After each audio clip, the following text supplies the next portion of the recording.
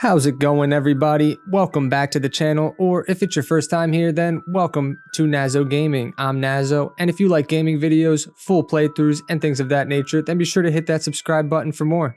If you like this video, then be sure to hit that like button and leave a comment down below. For today's video, we're going to be talking about the magical world of Harry Potter. It is a world filled with wonder, adventure, and a bit of danger. Just a bit. I'm a huge fan of the Harry Potter series. I remember being a little kid and my parents coming into my bedroom every night and reading the books to me. We read through every book in the series from when I was a little child when they first came out and growing up. I'm not sure if my parents were the ones reading it to me once I grew up. I think it was me reading them, but I definitely read them and my parents definitely read them to me when I was younger. They also took me to all of the movie premieres, even as a teenager when the later movies came out. I know my mom even at least took me to the movies to see those. So I am truly grateful for my parents, especially my mother, for introducing me to Harry Potter and making sure that I saw all the movies and read all the books because they are incredible. When we talk about video gaming and the Harry Potter world or the Harry Potter series, I think that most people think that a video game should follow the storyline of the Harry Potter series. And it makes sense because that's what we grew up with, that's what we know, so the video game should kind of go along with that. And that is just what they did back in the 2000s with the original Harry Potter games.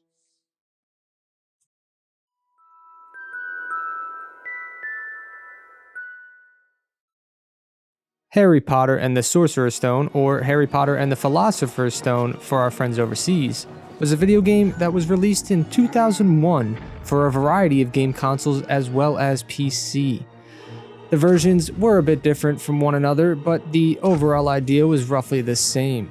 They followed the storyline of the movies for the most part, especially the later releases for the GameCube, PS2, and Xbox. It was a third-party action-adventure game that had all the classic Harry Potter tropes, like Quidditch, spellcasting, Bertie Bott's Every Flavor Beans, the Wizard cards, and so much more.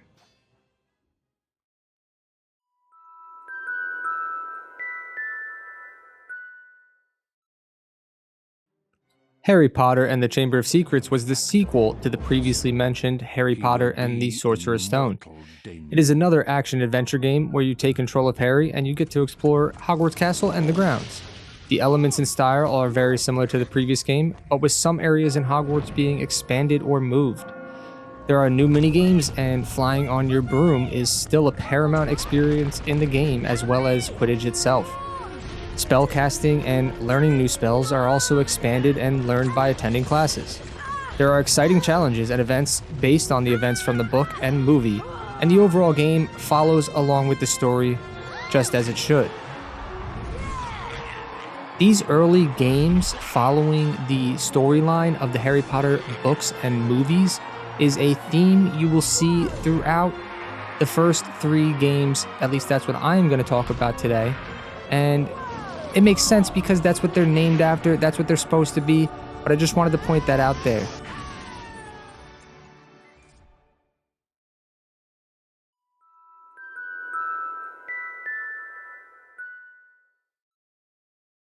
The third installment into the Harry Potter video game franchise was, of course, Harry Potter and the Prisoner of Azkaban. Again, another action-adventure game that follows Harry Potter, Ron Weasley, and Hermione Granger as they return to Hogwarts School of Witchcraft and Wizardry. The game starts on the Hogwarts Express, ignoring the events at Harry's home from the book and movie, but the storyline is still followed overall.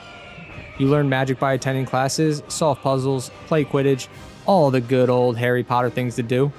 In addition to playing as Harry, this time you also get to take control of Ron and Hermione. It makes quite an interesting experience. So those first three Harry Potter games followed the same gameplay mechanics as well as story progression, which tended to be more toward the puzzle and adventure side of things. We aren't going to talk about the rest of the games because they changed to a much more action-oriented style of gameplay, although they did still follow the storyline of the books and movies. They changed up the essence of the gameplay itself. So I'm going to stick to the first 3 games, and we're going to go with that for now.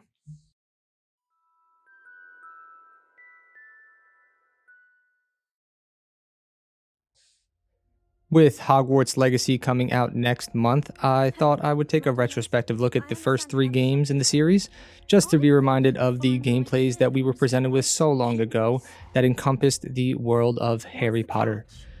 Hogwarts Legacy, although it graphically looks amazing, I tend to be a bit leery of the hype it brings, which I believe is mainly due to the Harry Potter series itself, which Hogwarts Legacy does not follow.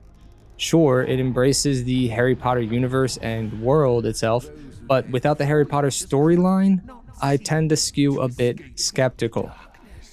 Now, don't get me wrong, I am extremely excited about Hogwarts Legacy, and I hope it does amazing, but is all the hype misplaced, or is it doing its due justice to criticize? So guys, don't take it the wrong way. I'm not trying to bash Hogwarts Legacy. I am very excited about the game itself. I want to play it as soon as it comes out. I'm going to play it as soon as it comes out, and I wish the best for it. I really hope that it does everything that it says it's going to do and more. Because all too often recently with video game releases, we see the hype get really high up there, and then the game releases and it's buggy, it's a mess, it doesn't work well, or it's just overall a bad game. We saw it with Cyberpunk. There's so many examples of it happening that I don't want it to happen to this game. The Harry Potter franchise and the Harry Potter series means so much to me, and I really hope that Hogwarts Legacy does it justice. I really do. With that being said, though, I want to take a look back at the first 3 games, and I'm not going to necessarily compare how they're going to be to Hogwarts Legacy, because Hogwarts Legacy is kind of a different game in its own sense, but I want to get a feel for the Harry Potter world and the Harry Potter series as it was back when it was originally releasing. So the first 3 games I'm going to be taking a look at on the console versions. I'm going to be emulating them, but I'm going to get that original feel from the console versions themselves. And those are going to be full playthroughs on the channel that you guys can watch coming out this month, so that we can get a feel for how the games were then. And then we will take a look at Hogwarts Legacy when it comes out, and we'll see how that compares to it. And I'm not saying a direct comparison, but you get the idea. It will also let me get into the mindset of playing some Harry Potter world games.